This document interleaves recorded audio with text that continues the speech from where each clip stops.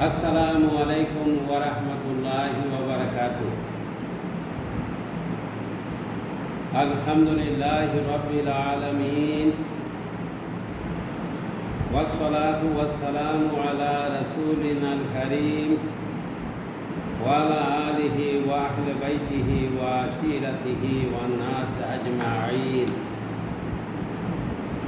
قال الله تعالى في القرآن المجيد والفرقان الحميد أما بعد فأعوذ بالله من الشيطان الرجيم بسم الله الرحمن الرحيم ولا تقولوا لمن يقتل في سبيل الله أموات بل أحياء ولكن لا تشعرون وقال رسول الله صلى الله عليه وسلم الحسين والحسين سيد شباب أهل الجنة رواه الترمذي وقال رسول الله صلى الله عليه وسلم قال لي علي وفاطمة والحسين والحسين أنا حرب لمن حاربهم আনা সালমুন লিমান সালামাহু রাওয়াহু তিরমিজি। আল্লাহুম্মা সাল্লি ওয়া সাল্লিম ওয়া বারিক আলাইহি। সম্মানিত সুন্নি জনতা, যারা দেশ বিদেশ থেকে আমার ভিডিওটি দেখছেন, আমি প্রিন্সিপাল একে আফসার আহমদ তালুকদার, চুনারগাঁ সদর হাজি আলিমুল্লাহ আলিয়া মাদ্রাসার পক্ষ থেকে আপনাদেরকে ধন্যবাদ, মুবারকবাদ জানাইছি। আজকে 13 জুলাই, আজকে 15 জুলাই 2024 ইংরেজি রোজ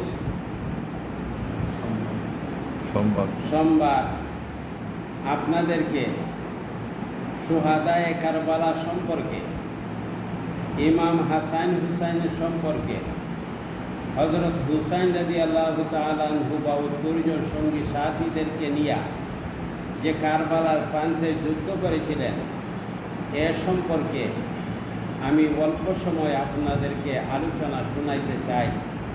আর পরবর্তীতে এর সাথে একটা নূরের পক্ষের গজল থাকবে।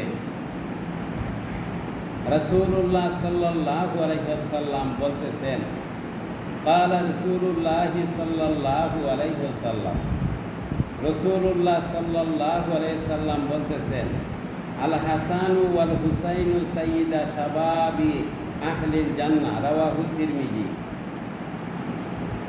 হযরত আবু সাঈদ হইতে বর্ণিত, তিনি বলেন, রাসূলুল্লাহ সাল্লাল্লাহু আলাইহি সাল্লাম ইরশাদ করেছেন, হাসান ও হুসাইন জান্নাতের যুবকদের সর্দার। তিরমিজি মিশকাত পৃষ্ঠা নং 570। হযরত ইমাম হাসান হুসাইন রাদিয়াল্লাহু তাআলা আনহু, তারা হলেন আহলে বায়াতের সদস্য। রাসূলুল্লাহ সাল্লাল্লাহু আলাইহি সাল্লাম হযরত ফাতেমাতু জহরা রাদিয়াল্লাহু তাআলা আনহা, শেরে খুদা হযরত আলী রাদিয়াল্লাহু তাআলা আনহু, হযরত ইমাম হাসান এবং হুসাইন রাদিয়াল্লাহু তাআলা আনহু, তারা হলেন আহলে বয়াত। মানে আহলে বয়াত মানে আল্লাহ রসুলের ঘরের আহাল হলেন তারা। 61 হিজরি সনে ফুরাত নদীর তীরে কারবালার প্রান্তে যে যুদ্ধটা হলো, এই যুদ্ধটাকে বলা হয় শুহাদায়ে কারবালা। কারবালা অর্থ মুসিবতের স্থান, বিপদ আপদের স্থান। আল্লাহ রসুল মুহাম্মদ রাসূলুল্লাহ সাল্লাল্লাহু আলাইহি ওয়াসাল্লাম জানতেন যে হযরত ইমাম হাসান হুসাইন রাদিয়াল্লাহু তাআলা আনহুমা, তারা হযরত ইমাম হাসান 20 পানে উনি শহীদ হবেন এবং হজরত ইমাম হাসান রাদিয়াল্লাহু তাআলা আনহু উনি কারবালার প্রান্তে ইয়েজিদের বাহিনীর সঙ্গে যুদ্ধ করে শহীদ হবেন। আল্লাহ রসুল মুহাম্মদ রাসূলুল্লাহ সাল্লাল্লাহু আলাইহি সাল্লাম জানতেন। একখানা হাদিস রয়েছে, আল্লাহ রসুল মুহাম্মদ রাসূলুল্লাহ সাল্লাল্লাহু আলাইহি সাল্লামের কাছে হযরত ইমাম হুসাইন রাদিয়াল্লাহু তাআলা আনহুকে তুলে একজন সাহাবী স্ত্রী উম্মে বজর, ইবনে আব্বাসের স্ত্রী উম্মে বজর রাসূলুল্লাহ সাল্লাল্লাহু আলাইহি সাল্লামের কাছে গেলেন। এমত অবস্থায় রসুল সাল্লাল্লাহু আলাইহি সাল্লাম হযরত ইমাম হুসাইন রাদিয়াল্লাহু তাআলা আনহুকে দেখে কাঁদতে আরম্ভ করলেন। উম্মে ফজল বললেন, ইয়া রাসূলুল্লাহ, আপনার নাতিকে দেখে আপনি কেন কাঁদতেছেন? আল্লাহ রসুল মুহাম্মদ রাসূলুল্লাহ সাল্লাল্লাহু আলাইহি সাল্লাম বললেন যে আমার একদল মুনাফিক উম্মত ফি সাতাইতিল ফুরাতে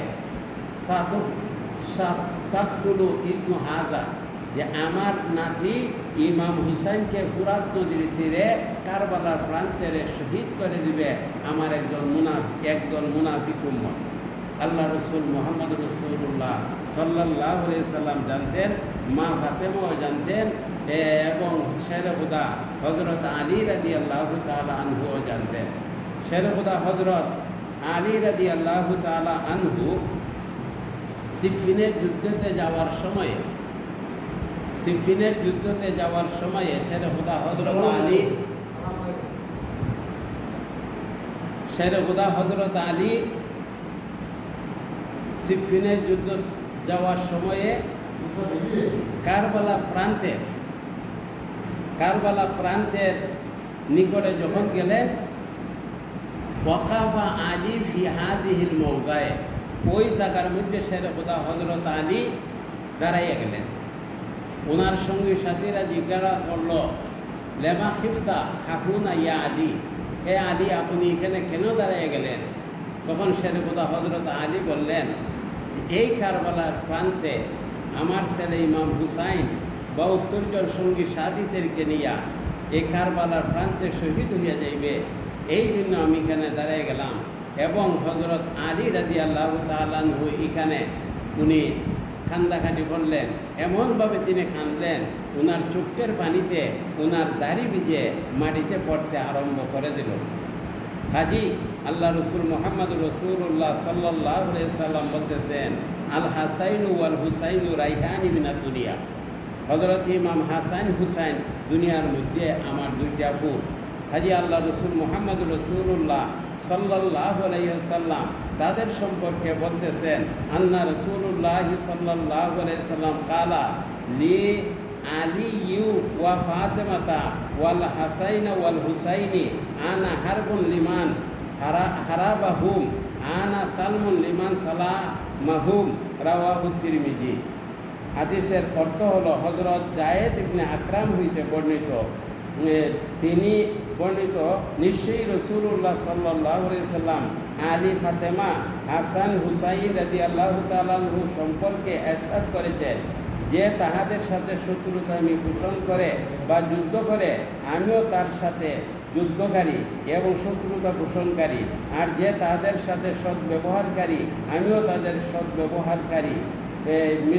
শরীফের পৃষ্ঠানো 570। অন্য এক হাদিসের মধ্যে আছে, আল্লাহ রসুল মুহাম্মদ রাসূলুল্লাহ সাল্লাল্লাহু আলাইহি সাল্লাম বলছেন, ইন্নামা ফাতিমাতু বিদআতুন মিন্নি ইউজুনি মা আতাহা ওয়া ইউনসুনি মা আনসাবাহা, রাওয়াহু তিরমিজি।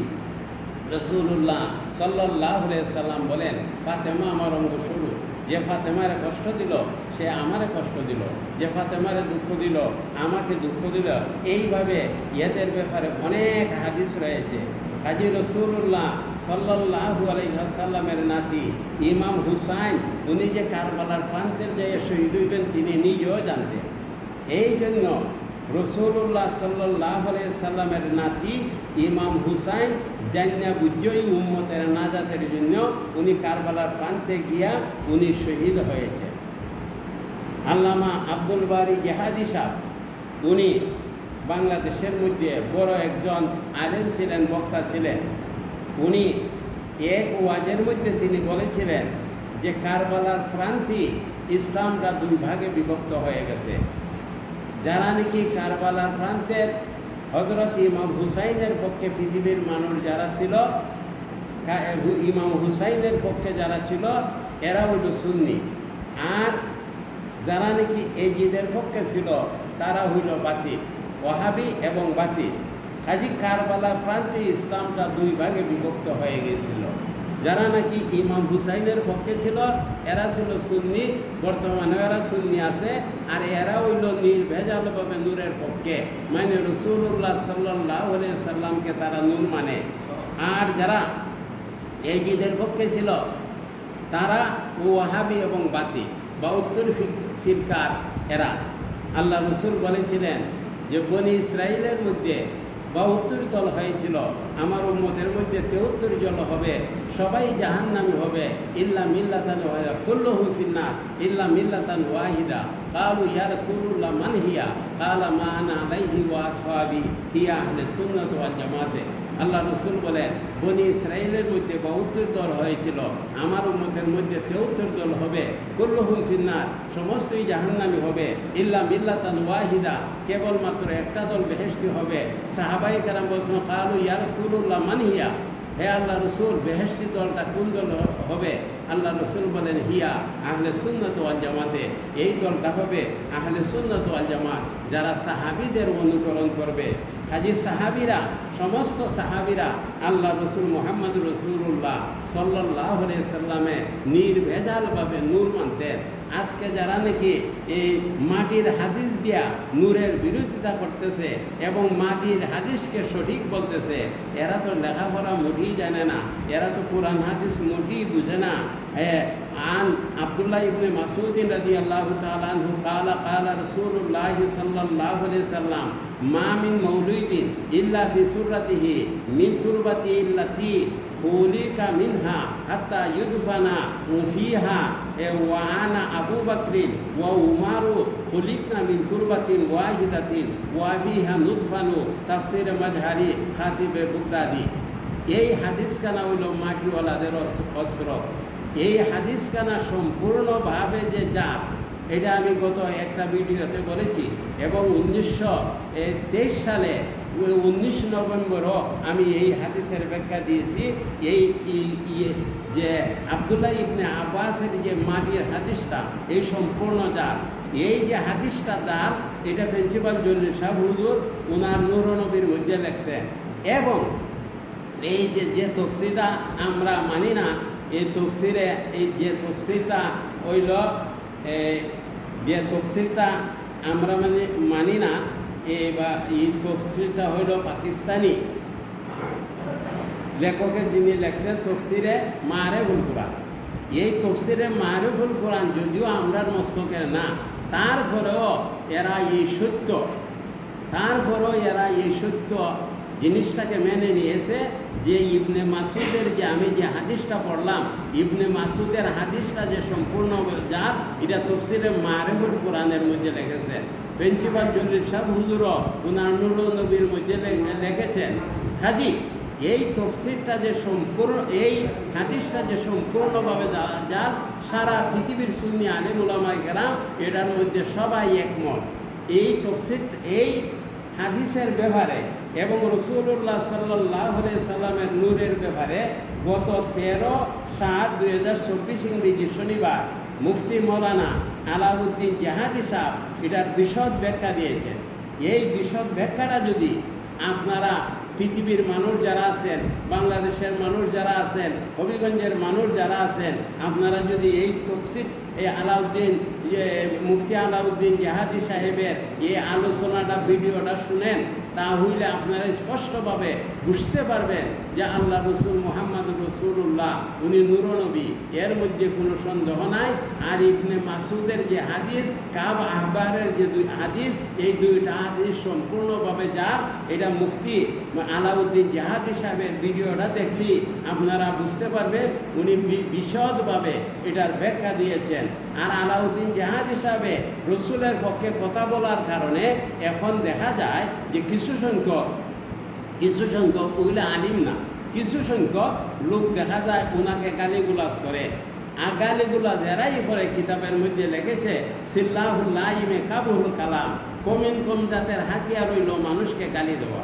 খাজি যারা গালি দেয়, আলাউদ্দিন মুফতি আলাউদ্দিন জিহাদিকে যারা গালি দিয়েছে অথবা অন্যান্য আলিমুল আমাদেরকে যারা গালি দিয়েছে, এরা হইল সিল্লাহুল্লাহিমে কাবুল কালাম, এরার হাতিয়ার রইল মানুষের গালি দেয়। এরা হইল কমিন কম জাত, আমরা হবিগঞ্জি ভাষায় বলা এরা হইল কমিন কম জাত। আর এরার বাপ দাদারে যদি খুঁজ করে দেখেন, এরা বাপ দাদা ওই পর্যায়ে লুবই। খাজি গালিগুলা ইসলামে পছন্দ করে না। আমান সালিমাল মুসলিমুনা মিন লিসানিহি ওয়া ইয়াদিহি। আমরা দলিলের কথা বলেছি, দলিলের জবাব দলিল দিয়ে দিবা। যদি ভারত হইলে তোমাদের দলিলগুলি নেটে দিয়ে দাও, মুফতি আলাউদ্দিন জিহাদি সাহেব ইহার জবাব দেবে, আমরা প্রয়োজনে জবাব দেব। খালি গালিগুলাজ করে এই ইসলামকে কলুষিত করা বা তোমরা নিজেও কলুষিত হওয়ার কোনো প্রয়োজন নাই। খালি অনেক কথাবার্তা আমি বলে শেষ করতে পারবো না। আল্লাহ রসুল মুহাম্মদুর রাসূলুল্লাহ সাল্লাল্লাহু আলাইহি সাল্লাম নূরনবীর অনেক প্রমাণ আছে। এখন রসুল সাল্লাল্লাহু হযরত ইমাম হুসাইন রাদিয়াল্লাহু তাআলা আনহু যখন কারবালার প্রান্তে শহীদ হয়ে গেলেন, ওই জায়গার মধ্যে আল্লাহ রসুল মুহাম্মদুর রাসূলুল্লাহ সাল্লাল্লাহু আলাইহি সাল্লাম উপস্থিত হইলেন। উম্মে সালমা রাসূলুল্লাহ সাল্লাল্লাহু আলাইহি সাল্লামকে স্বপ্নে দেখলেন যে ওনার চুল মুবারক এবং দাড়ি মুবারকের মধ্যে ধুলাবালি লেগে রয়েছে। তখন উম্মে সালমা বললেন, ইয়া রাসূলুল্লাহ, আপনার চুল এবং দাড়ি মুবারকের মধ্যে ধুলাবালি কেন লেগে রয়েছে? তখন আল্লাহ রসুল মুহাম্মদুর রাসূলুল্লাহ সাল্লাল্লাহু আলাইহি সাল্লাম দুঃখের সাথে বললেন, হে উম্মে সালমা, শাহিদু কাতলাল হুসাইনি আনিবান, আমি হুসাইনের হৃদয় বিদারক শাহাদতের স্থানে উপস্থিত ছিলাম। রাসূলুল্লাহ সাল্লাল্লাহু আলাইহি সাল্লাম যদি মাটির নবী হইতেন, তাহলে হুসাইনের শহীদের স্থানে কারবালার প্রান্তরে 10 মুহররম 61 হিজরি রসুল আসতে পারতেন না, মেরাজও যাইতে পারতেন না। হাজী রাসূলুল্লাহ সাল্লাল্লাহু আলাইহি সাল্লামের যে নূরের নবী, এটারও একটা প্রমাণ রয়েছে। হাজী আমাদের দেশের মধ্যে এখন একজন দেখা যায় যে আলিম তালিম কিছু না, এগুলি দেখা হয় নবী নূরের সৃষ্টি বলা যাবে না, নবীর সৃষ্টি বলা যাবে না। নবীর যদি নূরের সৃষ্টি হয়, মুহাম্মদ কই যাইব 1 নম্বর 2 নম্বর লাগাইয়া এখানে একটা ফিতনা সৃষ্টি করে দিয়েছে। আমি তাদেরকে বলি, তোমরা কি আলা হযরতের বই পুস্তক কিতাবাদি পড়ো নাই? আলা হযরত আহমদ রেজা খান বেরলভী রাহমাতুল্লাহ আলাইহি উনি বলেছেন, खालिक ने सारी मखलूक से पहले अपने हबीब का नूर बनाया और उसी नूर मुहम्मदी पे लाखों सरा। ওই যে নূর বানাইয়া, নূরটাও তো নূরে মুহাম্মদি। এদের বুঝতে এদের ব্রেইনে যায় না, এরা বুঝে বান্দরের লোক। বান্দরের ঘটনাটা বা কিচ্ছাটা আমি আজকে বলবো না, পরবর্তীতে বলবো। এই সমস্ত আলিম উলামারা এরা বুঝে বানরের মতো। কাজে আমি একটা গজল বলে শেষ করে দিতে চাই। জগতের সুন্নি মুসলমান হও রে সাবধান, মাটিওয়ালার ষড়যন্ত্র থেকে বাঁচাও রে ঈমান, মাটিওয়ালার ষড়যন্ত্র থেকে বাঁচাও রে ঈমান। মাটির হাতে যে জাল বলিলে কঞ্জায় তাদের আগুন জ্বলে, মাটির হাতে জাল বলিলে কলজায় তাদের আগুন জ্বলে। তফসিরে মারুফুল কোরআনে মাটির হাতে জাল লিখেছে, তফসিরে মারুফুল কোরআনে মাটির হাতে জাল লিখেছে। প্রিন্সিপাল জলিল সাহেব হুজুর নূর নবীতে মাটির হাতে জাল লিখেছেন। জগতের সুন্নি মুসলমান হও রে সাবধান, মাটিওয়ালার ষড়যন্ত্র থেকে বাঁচাও রে ঈমান। মাটিওয়ালা জাল ফাতাইল, সেংরা লাঠি জালে উঠল, মাটিওয়ালা জাল ফাতাইল, সেংরা লাঠি জালে উঠল। মাটিওয়ালা জাল ফাতাইছে, সেংরা লাঠি বুঝে না শুনছে না, কিছু মানুষ এটার মধ্যে সামিল হয়েছে। ডোলার মধ্যে রাখিয়া দিল ভূতের আহার জুগাইতে, ডোলার মধ্যে রাখিয়া দিল ভূতের ভূতের আহার যোগাইতে ইধারে কি করছে টুলার মধ্যে রাখিয়া ইতারে যে ভূতের আহার দিব মানে রসুলের বিপক্ষে এদেরকে দাঁড় করাইব। মাটিওয়ালা জাল পাতাইল সেঙ্গা লাঠি জালে বুটল টুলার মধ্যে রাখিয়া দিল ভূতের আহার যোগাইছে। জগতের সুন্নি মুসলমান হরে সাবধান, মাটিওয়ালার ষড়যন্ত্র থেকে বাঁচাও রে ইমান। তাকবিয়াতুল ইমানের মশলা দিছে নুরুল ইসলামকে বিয়াই বানাইছে। তাকবিয়াতুল ইমানের মশলা দিছে নুরুল ইসলামকে বিয়াই বানাইছে। দুইও বেয়ে মিলে মিশে মাটি বানাইছে, দুইও বেয়ে মিলে মিশে মাটি বানাইছে।